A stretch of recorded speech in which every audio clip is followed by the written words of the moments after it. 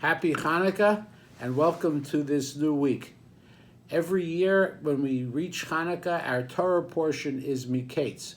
Towards the end of Genesis, the Parsha starts out with the story of Joseph being in jail for 2 years, and Miketz Shnatayim Yamim, after 2 years, the story with the dreams of Pharaoh's 2 courtiers, one of whom is beheaded and the other of whom is restored to his position, and the story of Pharaoh's dreams of the 7 lean years and the 7 fat or prosperous years, followed by another cycle of 7, are the beginning of our Parsha.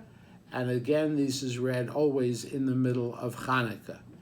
There is a connection between Hanukkah and Miketz.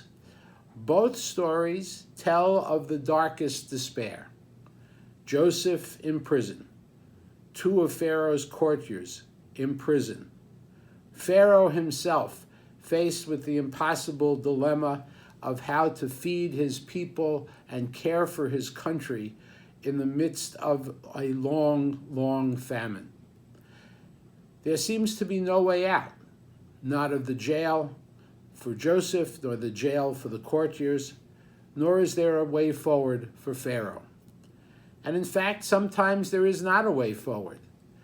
The Pharaoh's baker, or the master of the bake, which is really a political office, not somebody who actually bakes bread or cakes, he is executed. For him, it is the end. But for Joseph, the end seems to be in the prison, and suddenly circumstances literally resurrect him from the dungeon and restore him to a position of authority, or more precisely, brings him to a much higher position of authority than he had in Potiphar's house. Pharaoh, too, is facing a famine, and there is no way out. There is no path forward, except that all of a sudden, literally out of the depths, comes this Hebrew Joseph, who helps Pharaoh understand how to organize his polity to survive the famine. Likewise with the Hanukkah story. There seemed to be no way forward for Torah and for Judaism. The powerful Antiochus had decided to revoke the Torah as the way of life for the Jews in Judea, and for many Jews they saw no way forward except to become totally assimilated into the Hellenistic world. And lo and behold, circumstances change.